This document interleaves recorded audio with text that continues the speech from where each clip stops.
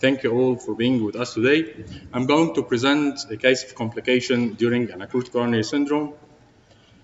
The patient is a 63 years old female patient presenting with ongoing chest pain with positive troponin. She had a past history of PCI-LAD 15 months ago on top of an acute coronary syndrome. She is diabetic and hypertensive. Her presenting ECG showed T-wave inversion in the anterior leads, and the echocardiography showed a good ejection fraction with hypokinesia of the apical and mid-anterior walls. Her labs showed normal hemoglobin levels and normal creatinine clearance. This is the coronary angiography. There is a tight proximal LAD, ostial to proximal LAD lesion before a patent mid-segment stent, and another ostial significant circumflex lesion. The mid-segment LAD stent is patent with a proximal tight stenosis. There is another distal LAD lesion, and the RCA is diseased, small, non-dominant. So, what to do here? Either to use a single stent strategy or to use a two-stent strategy, and which technique to use? From the valve, what we do? We'll take one from the valve and one from the flow. This is LAD, LSX lesion, dorsal lesions, really distal lesion. Yes. I think first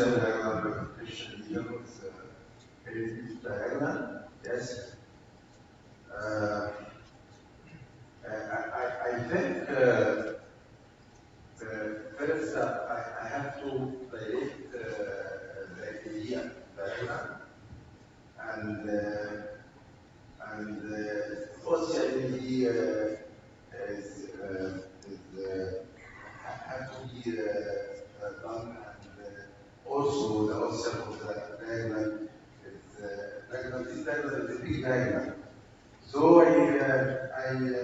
think you have to correct the answer of the LED and the answer of the diagram. And this is not the same. Yes, this is So one step. you can correct those lesions. There is no contraindication to do total correction in such case. Okay. So what will we do? Yeah, I think that you should treat the both vessels with two from the start. And which focus? Will it be the renal or the renal focus? Maintain the diagonal, of course. You have to cross over the left hand. And then the pressure perfectly, pressure okay, that makes it work. Okay. Who would call a heart team and do a surgery consultation? There is anybody in the room will do heart rate consultation and ask for surgery? The minority. So what are the risks for this patient? Risks for anatomical risks, for clinical risks, for The syntax, when calculated for this patient later, it was found to be 23. Okay. So, Patricia, what will we do? We'll do PCI. Before to decide which kind of technique, I think it should be done a balloon dilatation, because maybe there is a big important thrombus burden, and maybe you don't need to send technique, so you do the balloon dilatation and then make the decision. Okay, Antonio, what do we do? Can I see the diagonal with the Give me the cranial view before the Sorry. PCI. The cranial view. the cranial? Okay, okay.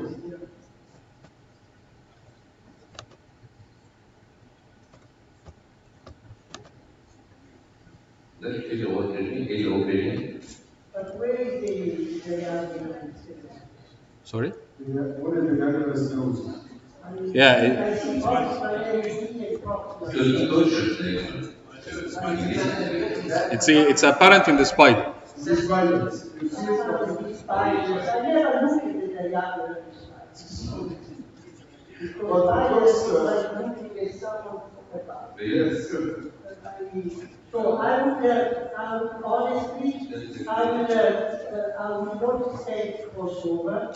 I will state with the state boxing along the LAB, and I will try to put PCI on the circumflex, and after PCI, depends on the result, and maybe use the value balloon of the ostium of the circumflex. If I have a dissection, I will place a T-state on the circumflex. Antonio, my question to you. When you do precision PCI and when you do cell crossover, we don't have an iris. Yeah. Okay, when do you do it? When you decide. In this case, you But decide. the left brain is not much disease. So I will be relatively precise. I mean, if I have a couple of spots on the shirt, not a big deal. I mean, I did so many, I see. So it's this business of doing Long sense, cell crossover. the left brain is not much disease. Okay, yeah. What's your video? Okay. At this point, we decided to use a two-stent strategy, starting with the circumflex and then the LAD. We wired both branches and then dilated the ostium of the circumflex first using a semi-compliant 2.5 millimeter balloon. Which technique you decided to do? First, we decided to use a tap or technique because this is more or less 90 degrees bifurcation. Yeah, starting with the circumflex, inverted tap, starting with the circumflex.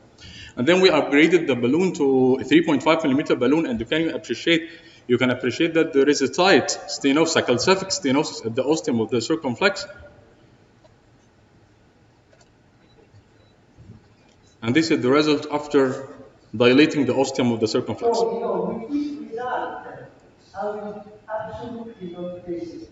I will put the balloon and place a single state ostium of the LED without overt shock. I will place a balloon in the shock just to make sure that the two kind of procedure is made. That's it. But this is what they do. Okay. Then we proceeded to stenting the circumflex. We crossed the stent of the circumflex and with an NC balloon opposite to the inlet of the stent, and while trying to adjust the stent of the circumflex at the ostium, we had something strange. The LED balloon slipped into the guiding catheter, and we had this image.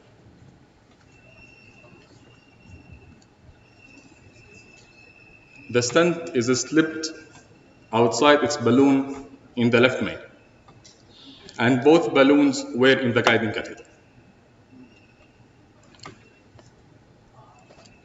The stent is lost in the left main, but thanks God the wire is in place. Now, what shall we do? We have a slipped stent over the guide wire.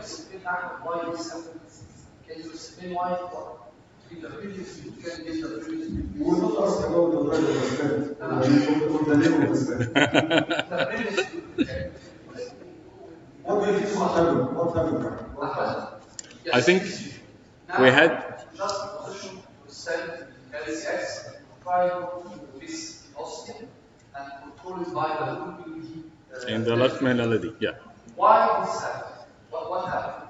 I think there was twisting of the wires in the left main, and while adjusting the stent slipped the balloon of the left main, and then the whole system went out. Yes. I think this maybe mostly this is the problem. Also attract the perfect. Yes. Okay. Yes. Dr. Muhammad, what do you do? The stent is still in the history. You still have to do it. What do you do? I think from the beginning, this is what I was. نعم. هي دي حضرتك الجول اللي باين فيه اكتر في انجليزي. Honestly, the images are not the greatest. I'm not clear exactly where is the set, because I don't have the end of the city where there is no dye. All of they have now is all full of dye. So I really need to either have a sin post or something that we really look at identify what is the sin. Ahmed, how you can see the stent? You see this prosthetic move? No. How can you use the stent in But non-contrast frame? I didn't get the non-contact frame here, but it was very apparent in the scene. This is number one. And number two, when we removed the supposed stent, we have only the balloon outside. And this is the stent. And this is the stent. This is the shadow of the stent. You see the stent now? Yes? Yeah, Yes. I mean, if the wire is still in position, you take a small balloon and you try gently, non-inflating balloon, you try to take it inside the stent, and you try to pull the stent. You inflate it a little bit, you try to pull it inside the eye. You mean you will retrieve the stent I will try to recognize with a small balloon? Yes. Okay. So I think this is the best thing to do because the end of the stent is just at the application. If it goes down into the circumference, I would crush it. But now, with this situation, I should put the balloon, maybe a 2 millimeter balloon across, inflate it a little bit, and pull everything out. Because deploying the stent in this position will harm the bifurcation. So what is the size of this stent? 3.5 millimeter. 3.5. For Antonio. And the left side. For Antonio, Sorry? what will you do for this? 28. But you said, I think you can try to degrade this, and if you will not succeed, you have to deploy the stent. You will deploy it if you cannot retrieve it. Of course. Of course. If everybody will do another technique, everybody needs to spare the stent to take out the stent. What you will do?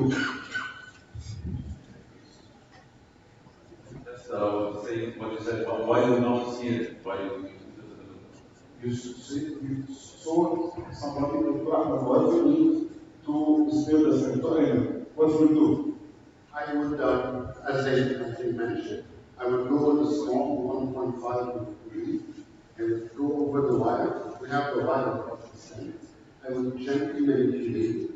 If I can get all of it inside, all the way, or if I can get part of the balloon inside the stent, I will inflate it, and then inflate, and perhaps I can go in, I can be able to push the balloon all the way.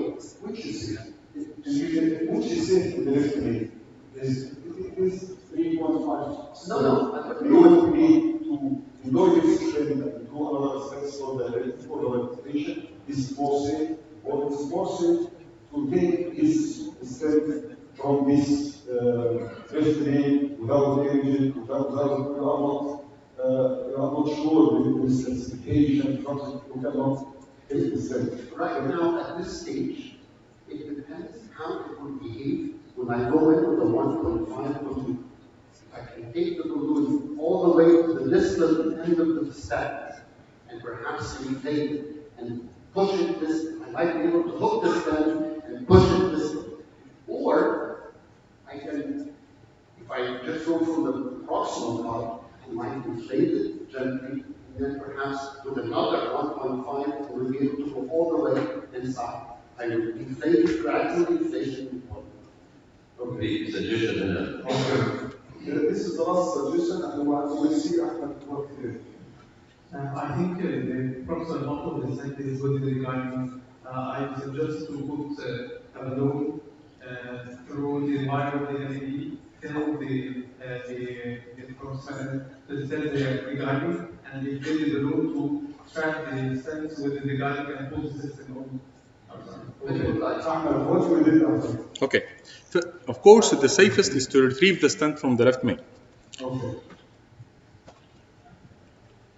Unfortunately, a 1.5 millimeter balloon couldn't trap the stent, which was upgraded to a 2 millimeter balloon.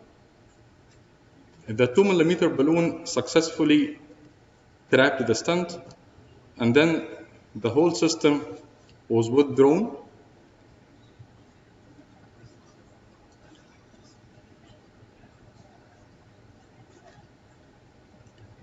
The system was withdrawn down to the right iliac.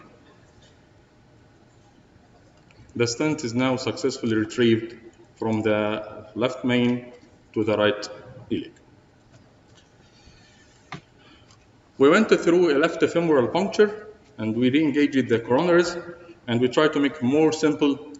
We wired both branches and then started to deploy stent from the left main to the LAD, especially that we have a good result after dilation of the ostium of the circumflex. This was a 4 by 33 millimeter stent, and then flaring of the pot in the left main with a 4.5 millimeter stent, and this was the final result.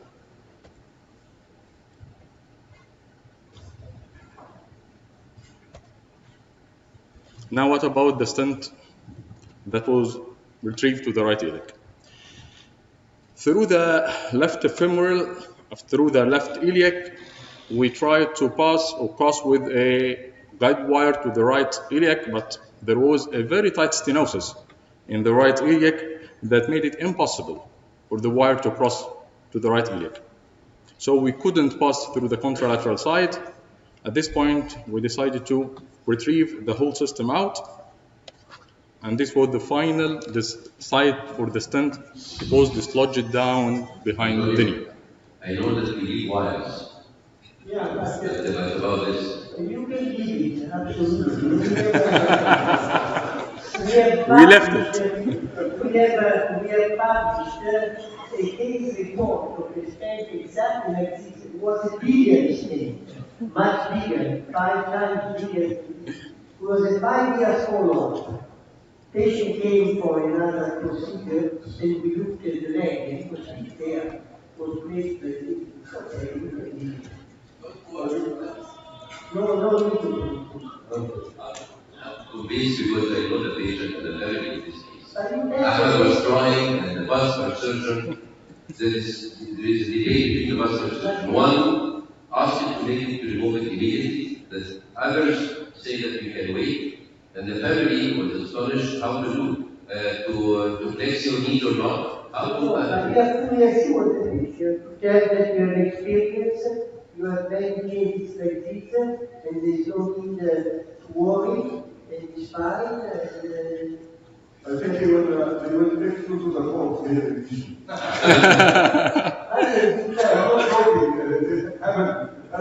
But if you go, I understand what you say, it's possibly a concern, but what is the science, what is the event, except aesthetic event? It is not an MI, not an occlusion, not a ischemia. So why should you take it to the court just for the psychological? As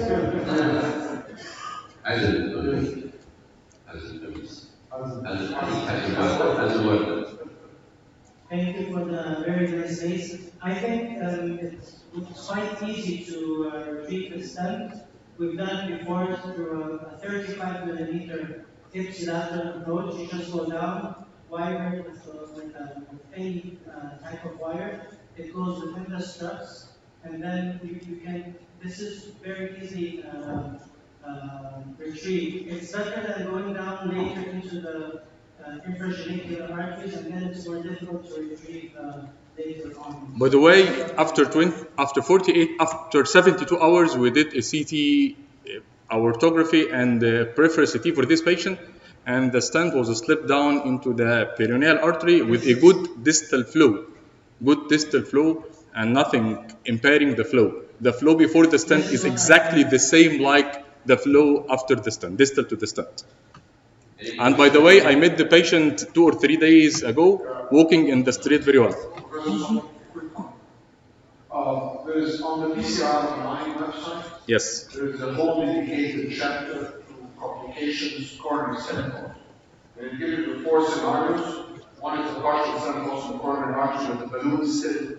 You can see it like here. The second one is the one just so, total symptoms right across. Third one is total send and wire. The fourth one is coronary send in the aorta peripheral circulation. And it puts every possible scenario on how to remove them. So it's a good opportunity now just to go to PCR online. Here is the slide from this is the slide from the PCR group showing that if you have a stent lost below the common femoral artery, leave it like this, it's conserved. The CardioAlex would have actually dilated the osteoiliac stenosis. It's a good Yeah, this is the next plan for the vascular surgeon who is treating her now. Right. Yeah. Because we would have dilated and that would have made Yeah. the lesion easy. And then let's say maybe a final word. I think this case has a lot of lessons to be learned from. I think the most important point is that decision making in the cancer is the most important thing that you do. We started with the bifurcation lesion that we were debating whether we should do the ostium diagonal or not, and then we found that the operator decided to work on the ostium of the circumflex. Things went in a different way, and finally we were happy just with left-main LED stent. So I think it's very important to take your time to take the decision, and the most simple, I think, would be the best way for your patients. Thank you. Thank you.